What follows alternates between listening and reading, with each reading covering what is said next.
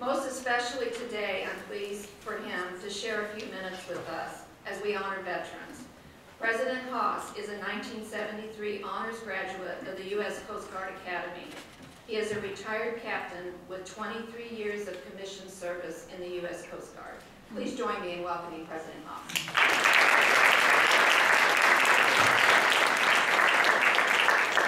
Thank you, Dean. Can you hear me all right if I'm out here a little bit back there?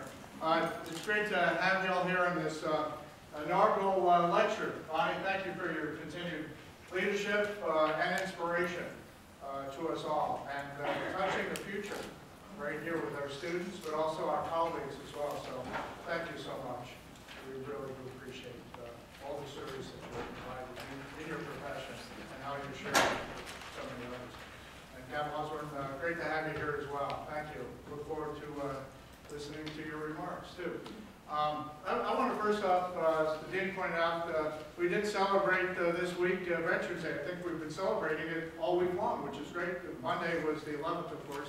For those that have served in any of the branches of service, could you please stand and be recognized, please?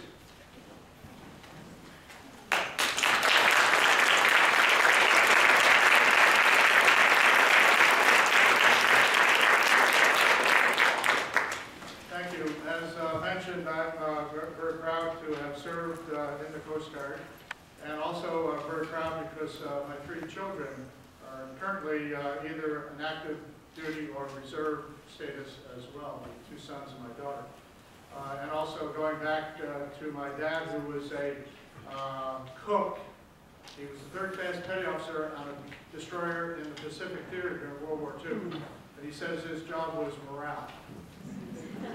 That's pretty accurate, I think. And then my father-in-law was a survivor of the Battle of Bulge. So we have that DNA. But really, this week has been a wonderful celebration of our veterans who have served and those who will continue to serve as well into the future. On Monday, we dedicated a new Veterans Lounge over in Allendale, which was great to follow the leaders of some of our students who are alums. In fact, 10 years ago today we had about 50 students who were veterans. Now we have close to 600. And we're a veteran-friendly institution as defined by national standards, which I'm very, very proud of. We also announced that same morning on Monday that Grand Valley will now offer in-state tuition for all veterans, regardless of what state they come from. If they want to come here to Grand Valley, we will help them with some of the financials that are necessary.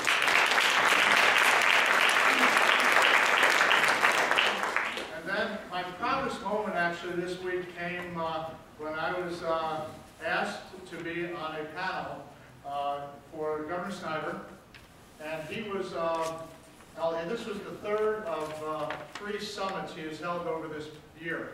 I was called to help with the Education Summit. We went to the Talent Summit, connecting with jobs and careers, and this one was on veterans.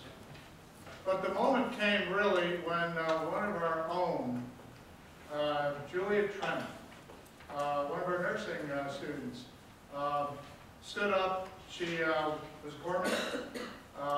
And she is a Laker for a lifetime, without a doubt. And she so well represented herself and the nursing profession and the future of the nursing profession and all of us here at Grand Valley State University with her words and demeanor and what she was demonstrating to all of those employers in the audience. And there was over 100 vets that were nominated to stand up and share their story, and 5 of them were chosen, and she was one of them. And that, to me, was the proudest part of my week, to hear one of our students representing us so well. And I know that we have students right here with us for this lectureship that will continue their professions too, and distinguish themselves in the professions that we are offering here at Grand Valley State University. Nursing is one of those, of course, that is so critical as we look ahead in terms of what I call team health. So I'm so glad that we can start this inaugural lectureship with a focus on veterans, with an expert in the field. And from this, I hope we can take away greater appreciation for our veterans, to be sure, but also the profession of nursing as well. So thank you all for coming, and we'll get started. Thanks, Dean.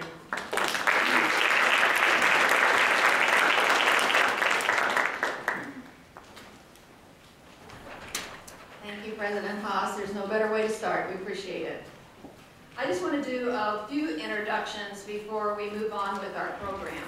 First of all, I want to tell you that the Wesorick Center for Healthcare Transformation was launched in the Kirchhoff College of Nursing in 2009.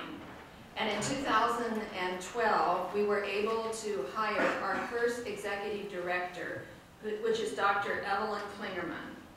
And she has brought intentionality to the work, understands the vision of what we hoped for the center, and is making it a reality using her scholarly leadership. She's engaging faculty and students, community partners, interdisciplinary teams, and creating new partnerships. And as you can imagine, with her deep commitment to her work and her interprofessional spirit, she is committed to a large interprofessional conference up in northern Michigan today. So very regretfully, she's not here. Was very torn. But trust me, she's representing the work of the Wesorick Center very well at the conference that she's at. I also want to recognize Dr. Yvette Petty. And Dr. Petty, would you stand up? She is our new dean for the graduate programs in the College of Nursing, and she joined us in July. She is very special to what we're doing here today because of her personal commitment to the veterans. She has worked in the Veterans Administration system for a number of years and comes to us with a strong sense of practice and a strong sense of commitment for the work that we need to do to ensure that all veterans have quality and equity in their care. She's nationally known personally for her commitment to women veterans, with particularly a focus on women who have endured sexual trauma during service. She is helping us within the College of Nursing to develop more deeply a veteran-centric curriculum. She is also continuing to serve at the Veterans Administration facility in the Battle Creek area 1 day a week, so keeping her strong practice foothold. And the beauty of her appointment and the work that we're doing in education is she's helping us understand the reality between practice and education and how those two areas of expertise must meet in order to do the best job that we can. So thank you, Dr. Petty.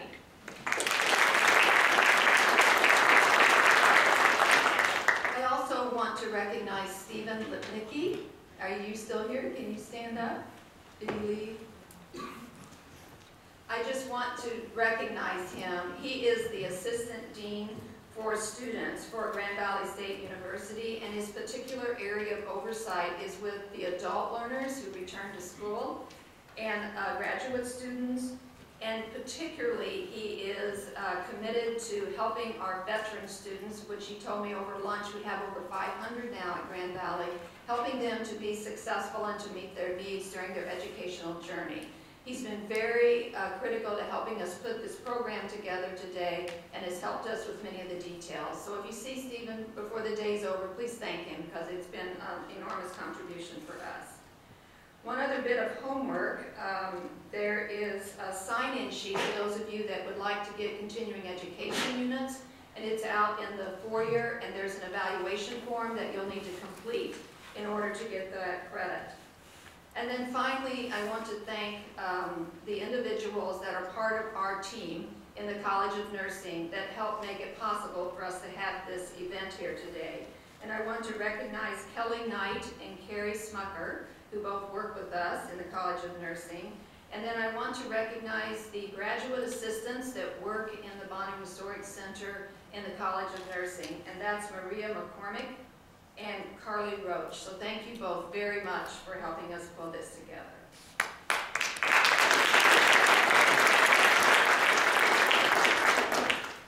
And now I want to take a few minutes to tell you a little bit about Bonnie Wesorick. Many of you know her well, you know of her work well, but I think there's a good number of you who may not. And because this is the Wesorick Distinguished Lecture, you have to know why it's distinguished. And it's just such an honor for me to get to say these words about Bonnie. Her professional career has evolved from being a staff nurse at Butterworth Hospital to being an instructor for the Butterworth Hospital School of Nursing, to positions within Grand Valley and the Kirchhoff College of Nursing as a clinical faculty and research associate. It was during those early years of her career that the seed for her passion for the synthesis of knowledge and practice was planted, and it has flourished ever since. She returned to Butterworth Hospital as the Director of Professional Nursing Practice, and her work there evolved in what has become her legacy work. Bonnie Wesorick is the founder and Chairman Emeritus of the Clinical Practice Model Resource Center and founder of the CPMRC International Consortium. Her mission is to co-create and sustain the best places to practice and the best places to receive care.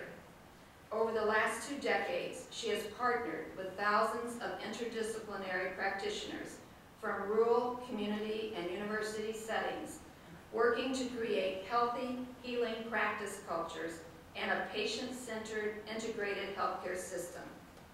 Her leadership in the development and implementation of an interdisciplinary professional practice framework with evidence-based tools and resources has literally revolutionized practice and automation. She has shared her expertise and learned from the expertise of others from over 1,000 diverse clinical settings and professional organizations, both within and beyond the healthcare arena. She is an internationally known speaker, storyteller, author, and healthcare futurist who has written many books, articles, videos, CDs, and DVDs. She is often a keynote or featured speaker at local, state, national, and international conferences. On the CPM website, it states, Bonnie connects with the hearts and minds of others and brings a sense of direction and hope in the midst of chaos in today's healthcare arena. This is the connection that made Bonnie and I the friends and colleagues that we are. She connects to my vision, my thinking, and my heart.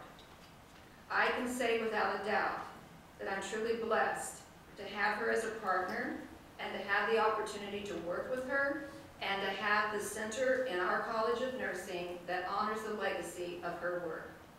And it's been very natural that she would be the one to introduce the first distinguished lecture that honors the Wesorick Center. Bonnie, will you please come up?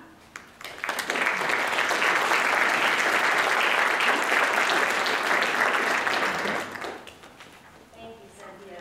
That's actually quite a humbling situation to have someone introduce you like that. It really is. Today is a very important day because it is our first distinguished speaker. I mean, this is so exciting. And when I reflect on it, you know what I thought about? I love so many of the things Winston Churchill said. There's one thing that always stuck with me, and it has come in handy to remember this quote, because he's described in this quote where we are today. And he says, this is not the end. This isn't even the beginning of the end. But it is perhaps the end of the beginning. And that is where we are right now, with a very young center. Our center is young. And we have an unbelievable journey ahead of us to serve so many of your colleagues and the people every day that we are privileged to care for. And so I thought to myself, what a perfect person to have and come and be our first distinguished lecturer. And the reason I say that is because, you know, in order to introduce somebody, you have to read all this, okay? And this is her resume, see? And I thought, well, golly, what struck me as I was reading through this is that she's actually a role model for the mission and vision of the center. You see, our goal is to be engaged in scholarly work, research that does what? And in the end, matters at the point of care. And when I say point of care, you know what I mean? Where the hands of those who give and receive care meet. That is really what we're in the beginning process, the beginning journey of doing. And when I was reading through this resume, I thought, this is just perfect. Because you see, our speaker started out, like all of us in this room, made a decision at some point in our life to be healers for this humanity. And some people are engaged every day with hands on, and some don't even see the patients. But every one of us markedly influence the quality of their care. And she made a decision to serve. Went from high school into college on a, by the way, full ride scholarship. So we're talking about a great person here today, you know. Full ride scholarship, only to be doubled by another scholarship from the Navy later. But anyway, that's how she started her journey. And I asked her, how is it that you decided to join the military? And remember, our focus is point of care. She said when she got thinking about serving, and I might add, the sailors and their families at the point of care. That's what brought her into the military, wanting to do that. And it's been a real fast track since she's joined. She rapidly moved to be one of the youngest nurse anesthetists at Georgetown from the Navy. The Navy, that's where she went into her specialty. And so she was one of the younger ones to do that. So she's got multi-years experience in a field that we know the importance of, right? And they sent her, Navy sent her to Georgetown to get her master's as a nurse anesthetist. And you know, in that role is where she learned to serve our military. It is during that period of time after that she went to Afghanistan, she went to Iraq, she went to Kuwait, she went to Iceland, Lithuania, and you know, had left her home to serve those in different places. So that is where she really has impacted as still an active, very active member in our military. And I suspect that we will learn something from her today that the rest of us who have not served will be enlightened by. So I'm really glad that you're here. And then, interesting, this is sort of interesting. Her major focus and her passion sits with education. And this room is filled with students. She's committed. She has served and taught and a preceptor and mentor and faculty for nurse anesthetists. She had made a commitment to really advance nursing and to advance nursing within our future colleagues. And that's really what the center is about, you know? So I really saw this in her life being perfect to be with us today. And she said that, and you can see it as you read through these pages, that education was where she wanted to be. Now, on the side, her mom, her family are educators, she told me, they're teachers. And she thinks, out of a little rebellion, she said she wasn't going to be a teacher, she's going to be a nurse. Now, guess what? She is teaching pretty much consistently and is calling her mom to get advice on how to really help those, you know, help the learner. And so she also then went back to get her PhD from Rush, and then she's a doctorate of philosophy, and how important that is in having us all remain very human. And so she's been teaching and doing research. She loved to do research, and guess where her research has been focused? At the point of care. What is the impact of that anesthesia on the lives of these young folks who have given so much to us? And she has focused on that, and pain and stress management. And if you read her research papers, they are focused in on what's happening at the point of care in those particular areas. She guides others and mentors them in development of their research as well. And she's now an associate professor at the Uniformed Services University of Health Science, and that's in Maryland. And is continuing to educate every day there. So as you can see, oh, and she, by the way, on the side, she has received 7 commendation medals for her clinical scholarly and her research work. And I think that you can see why she is the first person to be the distinguished lecturer for the Wesorick Center. But I think the things that are most important, she will just bring to you when she speaks with you. So I'd like to introduce you, Dr. Osborne, Captain. What comes first, Dr. Captain? I've been meaning to ask that, forgot to ask. So, welcome and help me welcome her.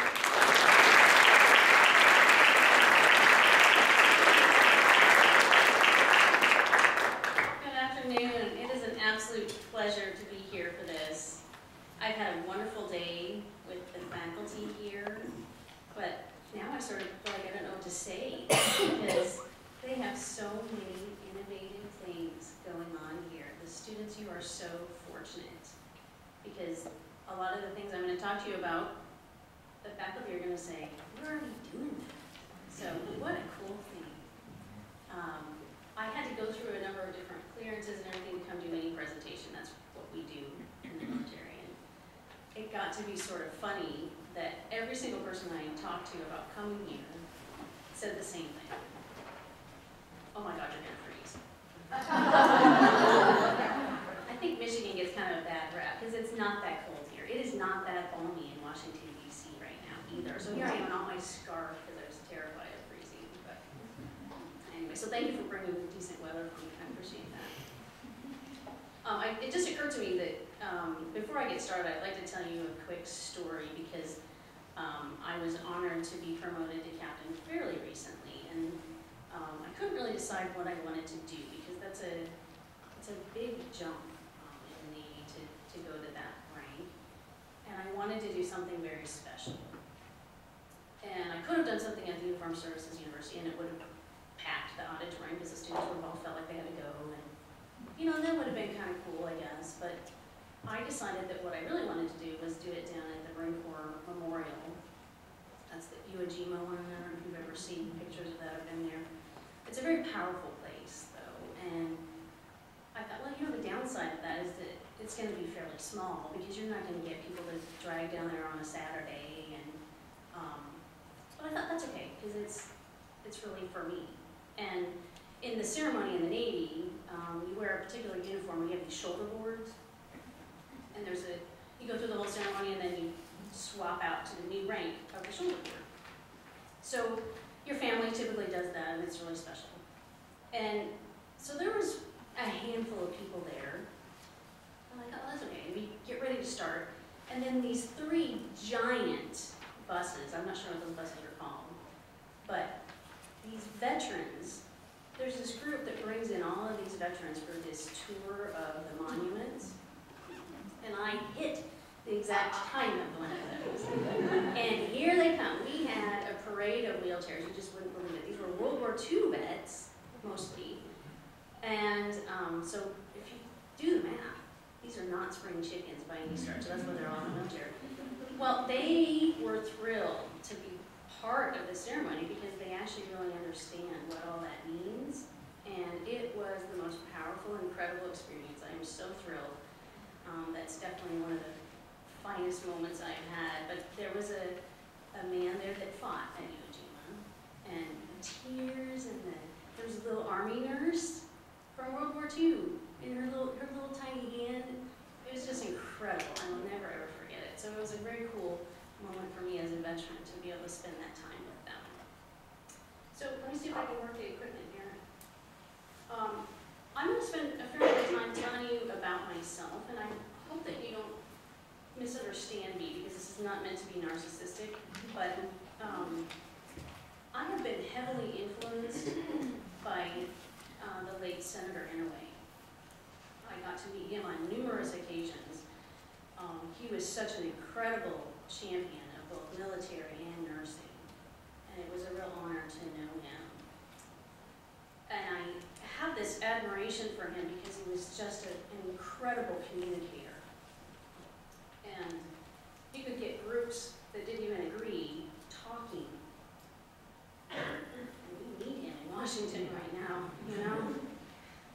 But I remember one of the things he said to me, and I will never forget it, is he said, you know what, Lisa, it's one thing to know what someone thinks, but it is a far greater thing to understand why they think that. And that has stuck with me because he was born and raised in Hawaii. And in Hawaii, it's a very big part of our culture to be storytellers. And so you couldn't just tell him something because he wanted to hear the backstory. And so that has really affected how I teach. It affects a lot of things because I feel like the best way to communicate is to find something that people can grab onto. If you give a PowerPoint and it has those stupid little bullets, people just kind of glaze on you. And so I think it's a very powerful thing. And so I do want you to understand where I'm coming from, because I'm going to say some things that might be a little bit controversial to you, and they might be aggravating to you. But I think there are some things, especially in nursing, that we have got to just call out the elephant in the room. Because there's a lot of things that people are very fearful of saying. And so I don't want to go there without having you understand who I am. So I'm from the Uniformed Services University, which a lot of people have never heard of. And that's because we don't do a good enough job with name branding and all of that. We are a graduate school of nursing, so we don't have any undergraduate programs there. And we are also a big medical school. We just had our big 20th anniversary celebration, which was fantastic, and we also named our graduate school of nursing after Senator Ann Wade, so it was a lovely celebration. And we sit on the same campus as this huge military medical center. It used to be the Bethesda Naval Medical Center. And with the base realignment and closure, they decided that it would be wise to take this giant Walter Reed Army Medical Center and just do a bunch of construction and plunk all these Army folks into the Bethesda Naval Medical Center. It was a fiasco. Oh my goodness. We have lots of inter-service rivalry, and some of it's in fun and some of it's sort of not so much, but we try to work together. So we are very much a joint command now, and now it's called the, what is it? Walter Reed National Military Medical Center. And so it's not the old Walter Reed, it's the new Walter Reed, we call it. But it's a huge base now. And so we have this huge medical center, and then we have a lot of wounded warrior programs, and what they call the Big Intrepid Center. All this is all in one base. And then across the street is NIH. So I want you to picture coming to and from work. With two major medical centers and a university, all trying to get out on Wisconsin Avenue, which is not really that big of a road. So when people ask me, you know, I've been deployed to all these areas, and people often ask me if I have PTSD. And I say, you bet. But it's from DC traffic. It's not really before at all. But the reason I'm telling you all this is that you have to picture what it's like coming in to work every day, because that's actually one of the harder parts of the day. And I want to just kind of show you here. This is how you come into our parking garage. Now you've driven, like, this is on the back side of the campus, so you have to drive through the whole campus to get there. And it's pretty much a daily occurrence where you get stopped at, where you have to stop at the crosswalk, because a wounded warrior is crossing the street, navigating their new prosthetic legs. And it's touching, really. And so you see that coming in, and you sit in the traffic, and I don't know when they took this picture, but normally there would be all this traffic trying, as you're sneaking up to the parking garage. And if you kind of zoom in, you'll see right over top of the parking garage structure is our motto of the school, which is learning to care for those in harm's way. And I think it's interesting because every hospital and university has a mission statement, they're required to. And yet, what's really interesting is that this is just a shortened version of what our mission statement is. And I guarantee you, if you ask any faculty member or student, hey, what's the motto or what's the mission here? They can tell you in a second. What's interesting is if you go to other universities and other medical centers, the people that know what the mission is exactly are the ones that they're just getting ready for accreditation and they're like, crap, what's our mission? So this is a huge deal, though, because we are sort of crazy, passionate people there. But we take our mission very seriously. And this really inspires me daily because when I was in Afghanistan, I will tell you, that is the most difficult anesthesia I have ever or will ever do. Because those are incredibly wounded people right off the field. And so it was really remarkable to me when we had partially a new crew coming in, and I looked up and there was one of my former students checking in as staff. And when I mean former student, I'm talking 6 months ago he graduated. And I will tell you that that is incredible how confident and how competent he was. My chest just swelled out in pride that we are able to create that. And we create that because we have a faculty that believes so strongly in that particular mission. And so my sort of culture, I think that is the one thing that the military does well, is we tend to be very mission focused. And I think it's easy for other areas to not be so much. So one last little couple of blurbs about me. I do want you to realize that I am an educator now, but I am still actively practicing. This goofy picture of me, that's actually a selfie, isn't it cheesy? I took this picture because somebody didn't believe that the gowns that we wear, the lead gowns, because they were shooting x-rays in the operating room, is actually camouflage. They didn't believe me. So anyway, so I do believe in everyone maintaining their clinical practice. I think it's very easy to get confused and separated. Some of the Navy leaders that I work with, I tell you what, I just came from a strategic planning meeting and I just wanted to pluck my eye out because some of the things that people are saying, they're saying that because they haven't touched a patient in 10 years. It is so easy to get disconnected. And so that is certainly one of my advices. I'm trying to be honest up front here. So I do have a clinical practice.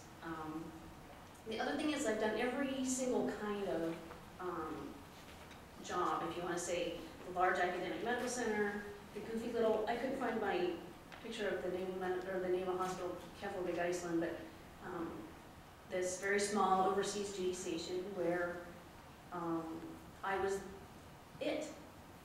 Because the anesthesiologist that was also stationed up there loved to go up to a place called Actuary, which is weird. It's way up in it's actually within the Arctic Circle. And yet that's where some of the better weather and the more beautiful areas are. But if I needed help, he was 8 hours away because they don't have radio birds there.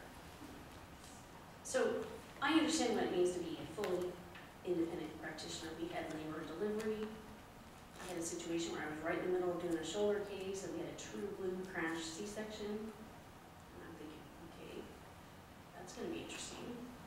So I've dealt with all of those types of issues. I've also worked in a large academic medical center. I worked very closely with lots of anesthesiologist colleagues. So I want you to know that I've seen that whole spectrum. And, oh, I also put this in, have you ever heard of Flat Stanley? Some of you? Well, that's me in an up-armored vehicle in Afghanistan, and I have Flat Stanley, which the kids send those over, and you're supposed to write stories about where in the world or whatever Flat Stanley has been. So that Flat Stanley story was pretty good, because we were all over Afghanistan, so that's pretty cool. Okay, so enough about me. Now you know who I am. When you do military presentations, especially for more senior officers, you're required to do what's called a bluff. And because we love acronyms. And bluff stands for bottom line up front. Because the higher ranking folks, honestly, their attention span is really kind of pitiful. So if you don't start out a presentation saying, okay, by the way, here's what we're gonna get to, you can't keep their attention. It doesn't matter what you do. So the bluff slide here is that coming to talk with you, I really wanted to sort of describe my concerns, and that is that we have a nasty sort of storm right now of the fact that healthcare has unfortunately become something of a political football. We have ever increasing complexity of care. It takes a lot of understanding all kinds of technology and all of this. And then we have an aging population, aging nurses, as well as the people we're taking care of. And so all of that ends up creating a situation of sort of a looming nursing shortage. And so all of that taken together, when you're trying to be a nursing educator, and when you're trying to be a leader and discuss things like scope of practice, man, that's tough when you put all that in the same soup. So this is kind of what I want to talk a little bit about today. I'm going to give you sort of my take on things. And I actually really like our dress blue uniform, which those young men, Chief and JG back there, are wearing.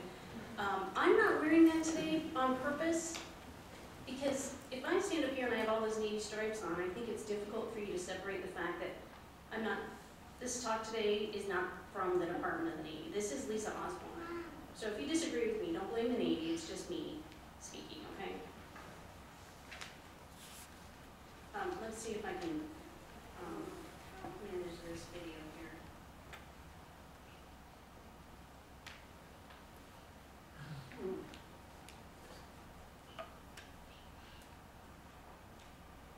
I'm going to apologize to you up front, though, because this video is slightly longer than I would prefer to play in a presentation such as this. But when I tried to find ways to cut it down, I felt like something was sort of missing. And so I want to sort of start out with this, and so I apologize for the length of it. And I hope this sounds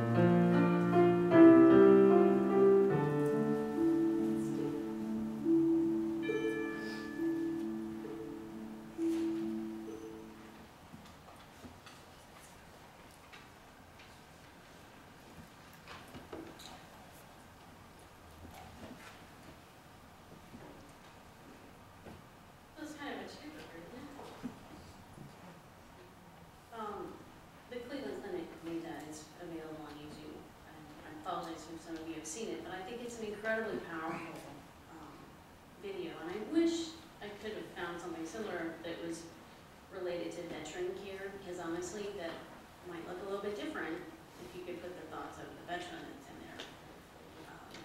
As far as I know, we don't have something like that. But I showed this to our graduate students, and it's kind of interesting. I said, so what do you think that's about? And they all said it's about nursing. Actually, it's a video about empathy and the human connection to patients, of which is often involving a nurse, sure. But that video is actually not about nursing. And so part of the reason why I want to show that today is that I think it's important that we realize that when you're talking about taking care of a patient, I'm going to use Yvette's words, I remember she said this all the time, it takes a village. We are part of a healthcare team because when you have people that are trying to overstretch so far because you're trying to be all of those things in the video, and honestly, I feel like that's sort of the Achilles heel in nursing.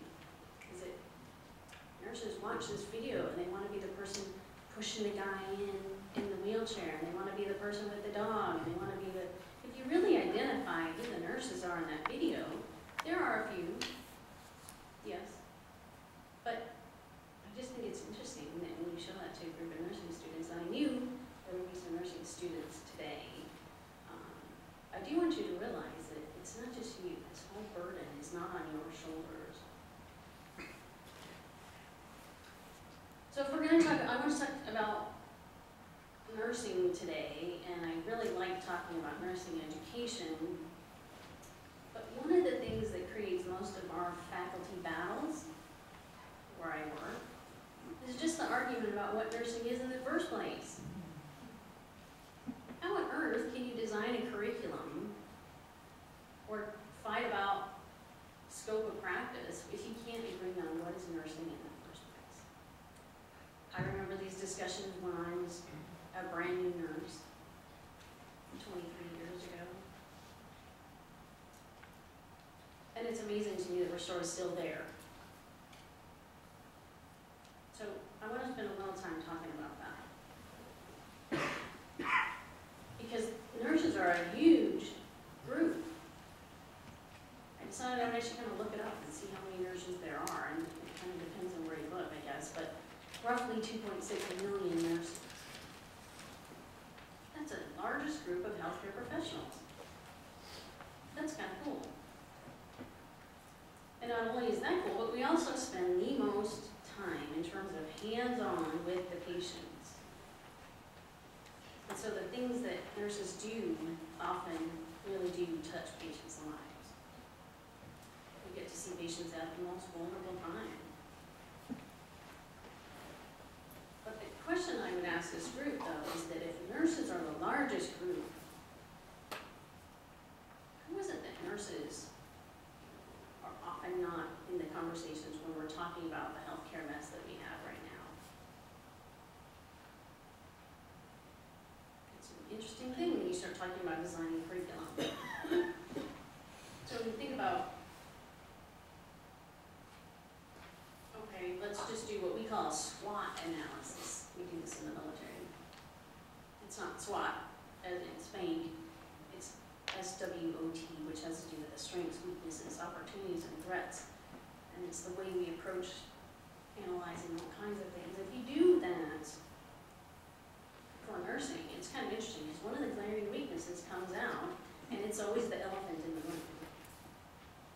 That we have all these entry points into nursing. We have diploma nurses, we have associate degree nurses, we have BSN nurses, and we have all the way up to a DMP, and we even have PhDs in nursing. Except for what we call them all. Nurse. How is that not confusing to the public? We've been talking about this for a very long time, but it ends up being kind of a political mess. Partially because we have a nursing shortage. And so statement that, well, what you need to do is you need to get rid of this bottom end, and we just need to have whatever. But then the problem is when you have a big nursing shortage, it becomes a little bit tricky to figure out how to do that. And so therein sort of lies the problem. One of the things that's kind of interesting, when I first came in to the military, the Navy had already decided that you couldn't come in as an ensign nurse unless you were a BSN grad. Okay, so I come in. But then what was weird is I show up in San Diego as my first duty station. I was a peds nurse. And the other nurses that were on the ward with me, a lot of times, were what was called a warrant officer. Warrant officers are weird in the military, honestly, because everybody's always kind of confused about what they are. And so let me just, please don't glaze over, I'll be fast. What a warrant officer means is that somebody has come up through the enlisted ranks, and they have some kind of technical skill that is so valuable that we want to keep them around specifically for that knowledge. And so if you think about some knowledge of a particular engine or something like that, it's valuable to have that person around. Now, it was never the intention for that person to continue on some kind of promotion path, though.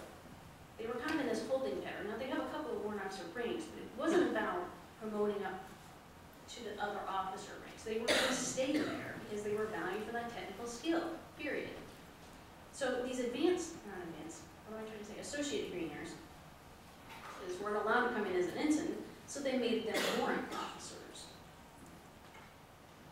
And they were the most unhappy group of people I've ever met in my life because they weren't in a group that was going to go anywhere. Because warrants don't go anywhere. That's not the point of an officer. And some of them were fairly experienced nurses. Here comes Ensign Lisa. I had to be in charge. I'm just graduated.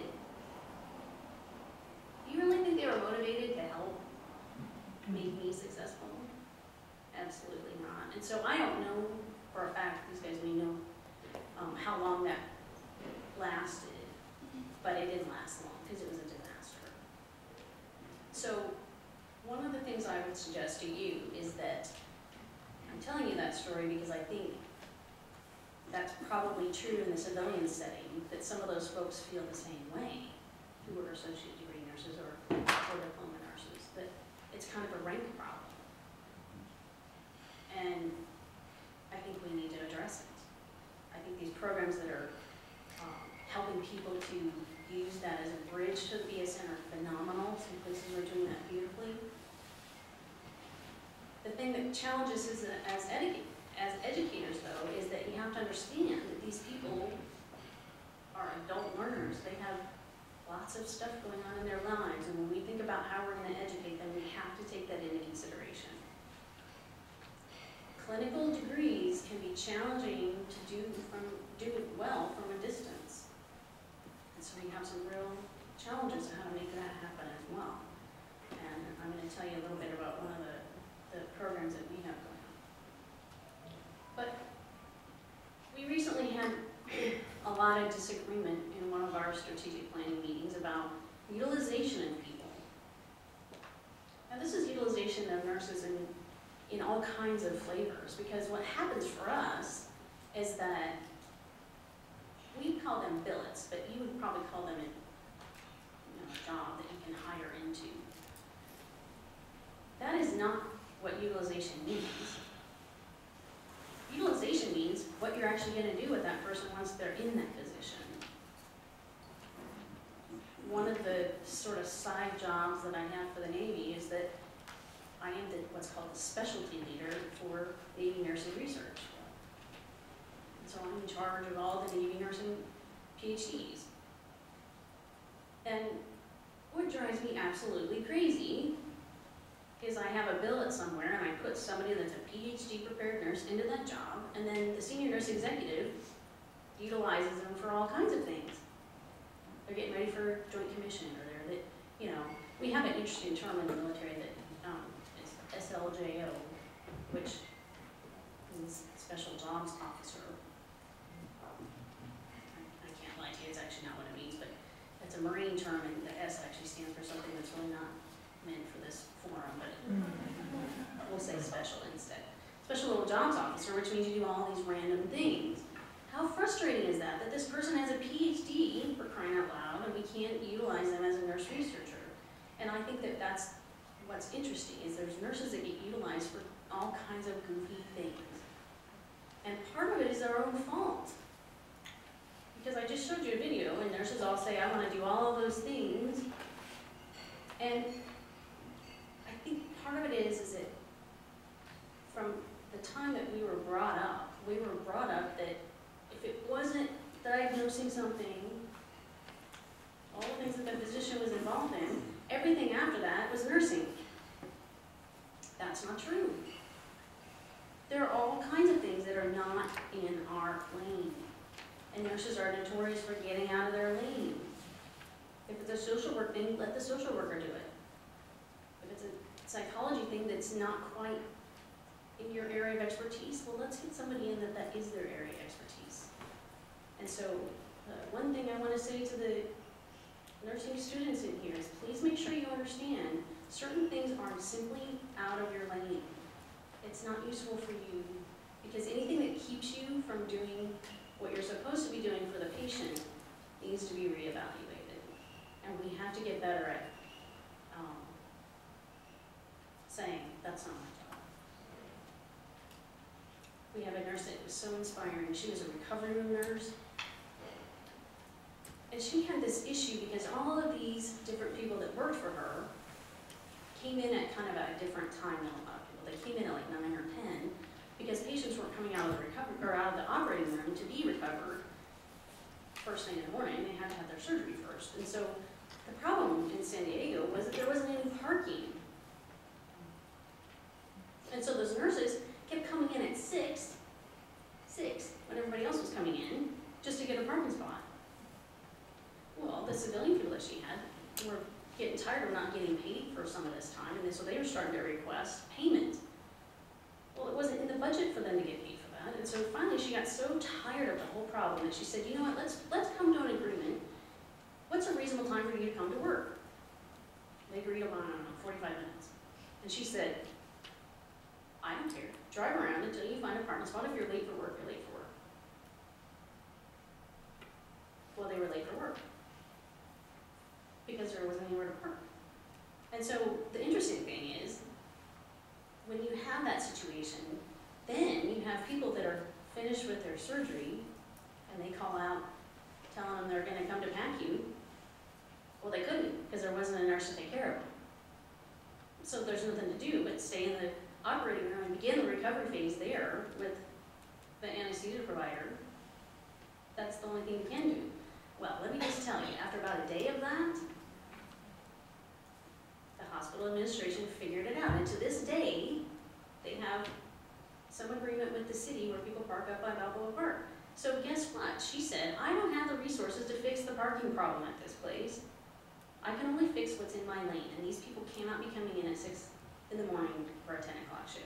So it's an interesting example of someone digging their heels in, and I'm not recommending that you be obnoxious necessarily, but what I'm saying is that you do have to realize that there are other people that can definitively fix the problem, but if you continue to put a Band-Aid on it, and stretch and stretch and stretch and kill yourself in it, we can't fix the problem.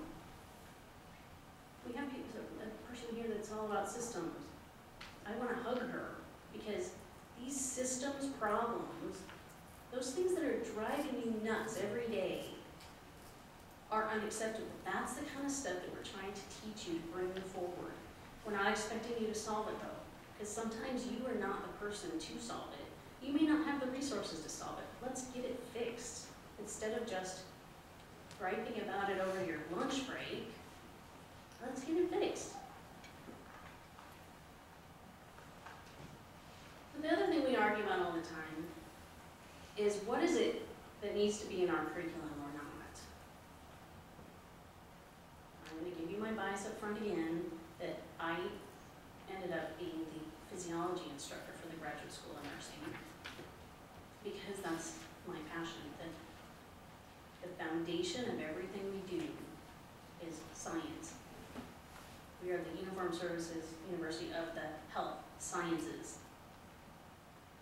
If you do a poor job of teaching people science, they never go on to be good at patient care because you don't understand what's happening. You don't understand pharmacology. All of that stems from physiology.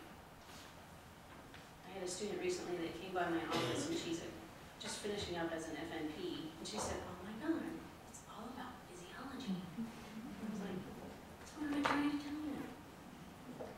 So I feel passionate that you cannot ignore the sciences. If you're going to pay attention to any courses, students, pay attention to that. I'm shocked at times when we have students that are coming in to my physiology course. I have all kinds of people, I have FNP, Psych NP, all these folks all in the same room. And they're coming from programs, but they have their BSN from all over the place. And I'm amazed at the problem that I have with the fact that people are at such different baselines. Some people come in with a good science preparation. Some people, oh my goodness. And yet I have them all in the same group, and I have to figure out how to manage that. And I think that that's true even in BSN programs, that people are coming in with better preparation or not. And so then as educators, we have to figure out how do you adjust to that. And I still sort of struggle with that, but one of the ways that I do that is realize that you have to meet the people where they are. And then we end up with all kinds of special sessions, and I also have to realize I can't necessarily get those people as far as I would like to in a single semester. And so we have chosen to do a very integrated curriculum. And so then that's my other bias, is that if you don't integrate curriculum, you're going to lose those people. And so they have physiology and anatomy their first semester with us, and so it's a tough summer. But we make sure that what's going on in the anatomy course, which is a real anatomy course, we have 16 cadavers for about 70 students. And they do dissections and they do the full drill. But I'm working very closely with their anatomy instructors so that we can integrate the curriculum so they're learning structure, function. So you're sort of studying the same part. And we also teach in a very conceptual way, because if you just teach respiratory, cardiac, then students don't understand how those things work together. But we realize that's still not going to get there. And then by fall, if you're going to get into your specialty courses, if you're an anesthesia student and you're going to get a lecture on the uptake and distribution of inhalational anesthetics, we're going to start the lecture with a review of respiratory physiology so that they get it again and again and again. Because there are certain things you cannot expect people are not encyclopedias. You can't just know all of it magically with one shot, especially things that are incredibly complex. And so they get it again. And then in pharmacology, before we start the lecture on cardiac drugs, guess what? We do a quick review of cardiac physiology again. So they get it over and over, and I really feel like it's amazing to watch how our scores have gone from a little bit pitiful in the physiology courses to pretty decent. So I'm very proud of that, and I think it's a demonstration of the fact that you have to have integrated curriculum for students to really learn. I mean, trying to learn things out of context is nearly impossible. And that is the one thing I think that nurses excel at, honestly, is that understanding the patient in the context is so critical. Because the patient may have different comorbidities, there may be things that you need to adjust, and I feel like that is the one thing that nurses actually do understand very well. Understanding that you can't just see a patient, write for a medication, knowing very well that that patient can't afford that medication. That prescription will never get filled. You have not done any good in that situation. You're going to have to go the extra mile to figure out what's going on with that patient. That patient just told you he lost his job last week. That's going to be a little more complex to figure out how to manage that, but you can't just go, I wrote for the inhaler that is the best evidence-based practice. It's not going to work if he's not going to fill the prescription. You know, and I think that's the kind of thing that we see And so it's important. So one of the things I think that is really challenging is when you go to try to add to curriculum, every single program already has a fairly packed curriculum, let's face it. And that's happened over time because the complexity of care has gotten so much more. So we have to, as educators, really consider, we can't just keep adding. We can't, well, because if you're not going to add time to the program, then something has to go. Or something has to get integrated. That's the choice. And this is becoming brutally evident to us in some of the DEP curriculum because people just want to add and add and add. And the students are wiped out. There's only so much you can absorb at one time. And so it's really challenging us to figure out a different way, a different modality. And I think it's really sort of interesting how much our students love some of these YouTube videos. Because they're like 10 minutes and it's just, you know, cellular respiration. And they have all, for the visual learner, it's phenomenal. But that's how a lot of these students are learning. And so we have to figure out how to adjust to that. Because unfortunately, when you're talking about these adult students with kids and all this other stuff going on, to just read yet another long-winded version in a textbook, it just doesn't stick. Because half the time you're trying to learn that, they have the 3-year-old hanging out with their leg. And so that's the reality most of the time. So we have to figure out how do we get the most bang for our buck out of it. So my other pet peeve is the clinical side of the house. It is true that clinical education is where the rubber meets the road. But the thing that really sort of stresses me out about it is that when you think about, we send all these students out for their clinical rotations, and we send students, we have all of our didactic time, and then we send students, they have to move their whole house and families. They move to Alaska, they move to San Diego, they move to Jacksonville, Florida, they're all over the place. So how do we keep our arms around the fact that they have to go out to a bunch of civilian hospitals to take care, to get particular kinds of cases? How can I ensure that every student is getting what they need out of that clinical rotation? How do I know that that clinical preceptor actually taught them anything? Because you can do the case together. But there's a huge difference. I teach a bunch of regional workshops for our national organization, and I'm always amazed because we have a huge group, and I'll think, okay, well, there won't be anybody next time. But I've done this for 7 years. That class is at the maximum every time. You know why? Because there are anesthesia programs that, for their regional anesthesia, man, are they fudging things. If they're going to do a spinal, the anesthesiologist does all of the steps, puts what's called an introducer in, which is a short needle, and then they tell the student, okay, do the spinal.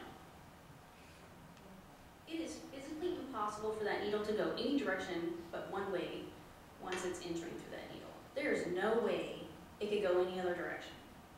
A 4-year-old can do that. That is not doing a spinal. But what their requirements are is that they have to do a certain number of spinals. They didn't say, oh, by the way, you have to do every step of it. But that's assumed. And so most people don't know how to do a spinal. This kind of stuff is happening. And so how you figure out how to ensure a quality clinical education is definitely a challenge for us. And one of the things that I would say is that finding ways to incentivize and bring the clinical preceptors closer to the university is absolutely key. Because it takes energy to teach. And you can have a student with you, but you may not be pimping them, you may not be doing all of those things because you're just not in the mood. Or maybe you have your 5 questions that you ask the students. That's kind of your thing as a clinical preceptor. And that's the only thing you bring to the table. Well, for the anesthesia students, they're like, yeah, I'm working with so-and-so. I know I'm going to have to talk about supply and demand of the heart. But once they've done that once or twice, what's the use of doing that every time you work together? So it takes a huge amount of prep and energy for clinical preceptors. And so we have to find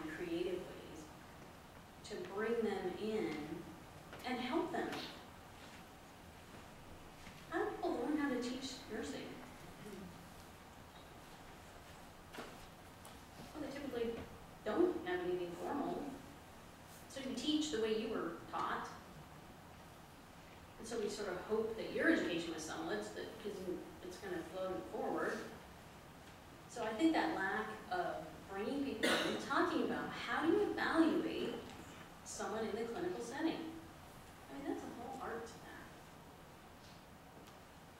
If I work with one of these students, what am I supposed to say about our day that's useful?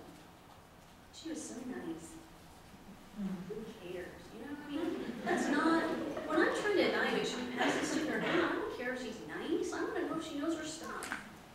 Well, I mean, I care that she's empathetic, I don't mean that, but the truth is, though, especially when you have a student who is struggling, we need good feedback about what is it that's making you upset about that student's performance, because I can't figure out a plan for remediation until you can help me figure out what's wrong. Bonnie was telling me my mom is a special education teacher, and so I spend time with my mom on the phone sometimes saying, what are we going to do with this person? It's like they got a sudden attack of ADD or something, just not really able to focus and multitask.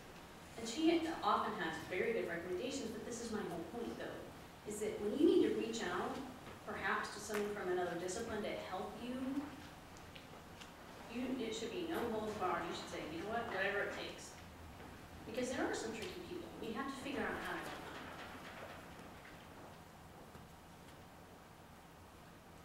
The other thing is that why do we not let students help educate students? I tell that to people and they get all spun up. They get like my bulldog if they got beat. It's scary to think about that because they're like, oh, there's legal ramifications, there's this, there's that. And you don't necessarily have to do that with patient care. That's stressful. But I think it's interesting, especially in simulation, to let the more senior students help out. Because what's interesting and the real value to that is that it helps students to see how are people being graded and help bring them along. We end up having to do that in the military because our more senior anesthesia students do all types of things. And sometimes it's things like, oh, be careful when you work with so-and-so, they're gonna this. So there's that kind of chummy mentoring. But then there's actually situations where they do have feedback about what a student's doing and all of that. And I see the real value is that that person is going to go on and be part of education themselves. And it's a chance for us to help teach them how people are learning. Because it's amazing how if you just change someone's perspective sometimes, it's like the whole world sort of like looks differently. So that is definitely a recommendation that I have. The other thing that I get to do at the Uniformed Services University is it's kind of weird being right there in the heart of everything going on in Washington. And Senator Inouye's former chief of staff is De Leon. He is a firecracker. I just love that man.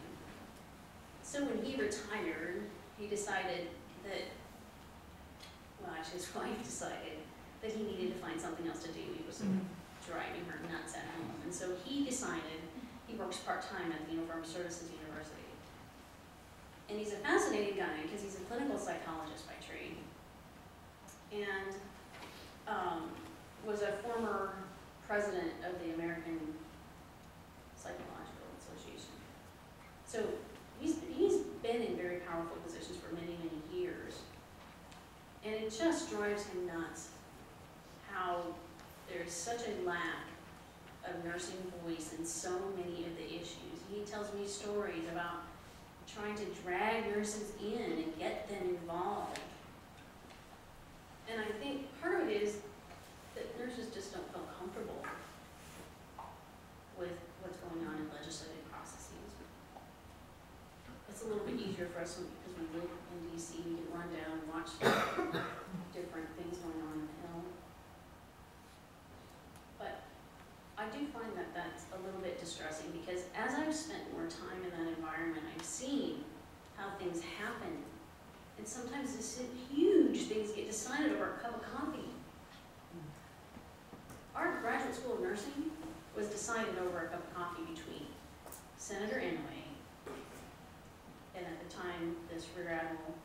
our founding dean,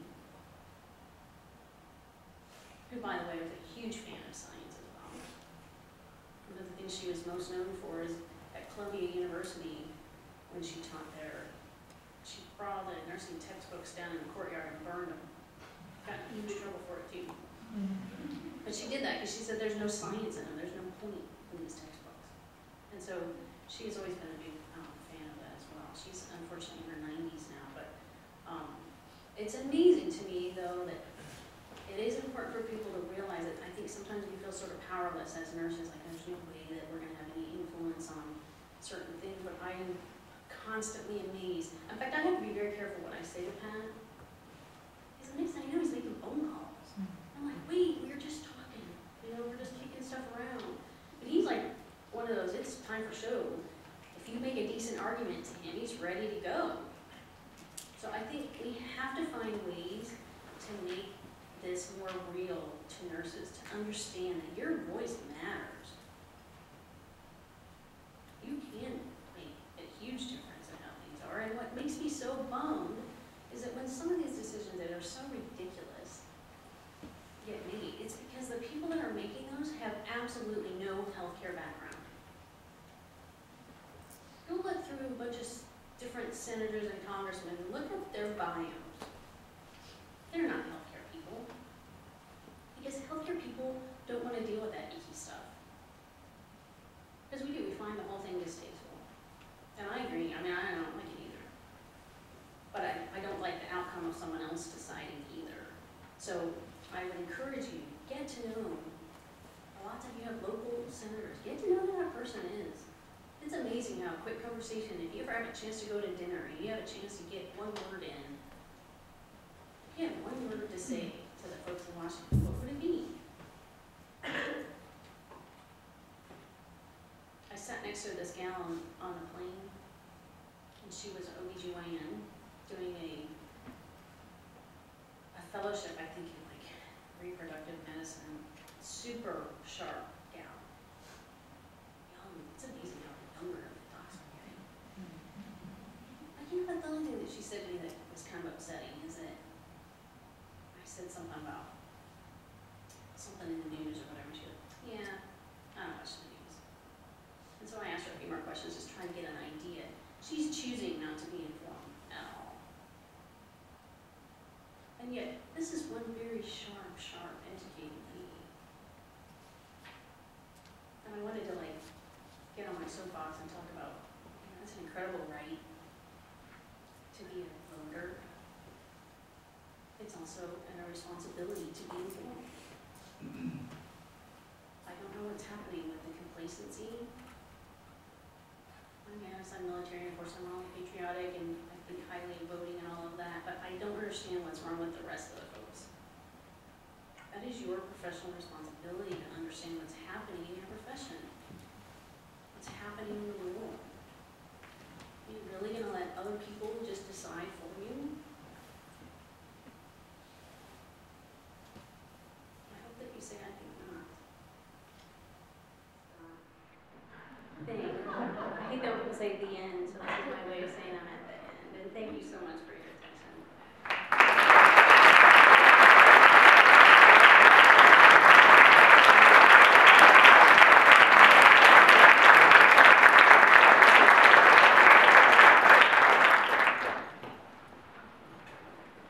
We have about 10 minutes for questions. If anyone would like to ask Dr. Osborne anything, there's 2 microphones up front. If you could come up and state your name and where you're from and ask your questions. Don't be shy.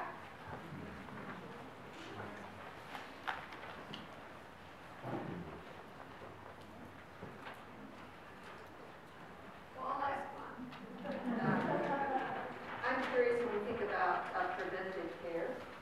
When individuals enlist and they're going to be deployed, and we know what kinds of outcomes can occur, such as post-traumatic stress syndrome and so forth, are there any preventative measures that are done in advance for them to anticipate what reactions they might have, and how do we do it? Well, that's a good question. We have a lot of efforts really focusing on resilience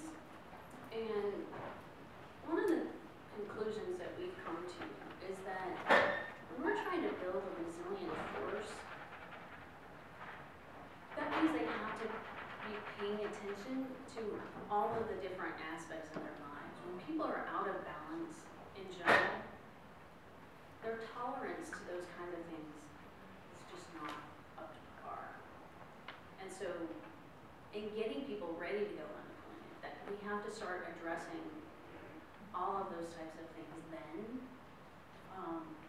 And I think managing people's expectations, and you look at the moral injury that can occur because people were not equipped to deal with some of the things that they're going to face, is crucial.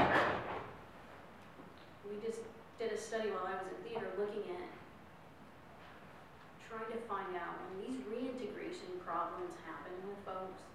All of the studies were done after people got back from theater. And so we actually did one where it was a qualitative study, and we were looking at what's going on with people even while they're in theater. And I think one of the things that we're going to have to attend to is that a lot of people play big roles in their family, their parents, they're all of these things. And when we first started having the technology of things like Skype, you can Skype your family from Afghanistan. But you know what's weird? I would love to have been able to do a study looking at before and after the availability of Skype. Because in some ways it didn't allow the member to really be absent. Because the truth is you're not there.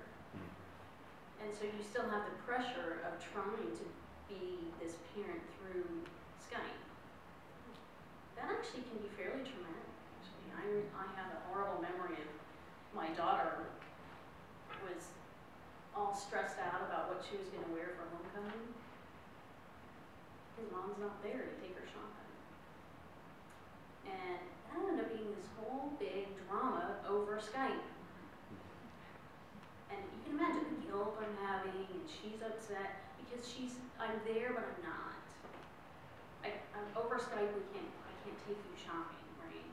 And so giving people the permission to be gone, because you are gone, there's nothing I can do from there. I feel like that's actually creating some problems that we need to figure out how to address. Even some of you young girls in the class, when you are in a situation where you're at work, if you're on a 12-hour shift, and you've got, some 6-year-old on the phone with you, I mean, you have to find a way to say, I'm not there, the babysitter's going to have to deal with it. It's not that dissimilar, but you have to have permission to be at work and unavailable. So that's something that we're continuing to look at. Do we need to be limiting that in some way? I don't know. But finding a way to not just look at the mental health of our service members in and around deployment is kind of not the point. We need to come up with how can we be mentally healthy service members all the time? Because it can't be episodic. It has to be an intentional choice in how you approach the balance of your life. Other questions? No? Well, please join me in thanking Dr. Osborne one more time.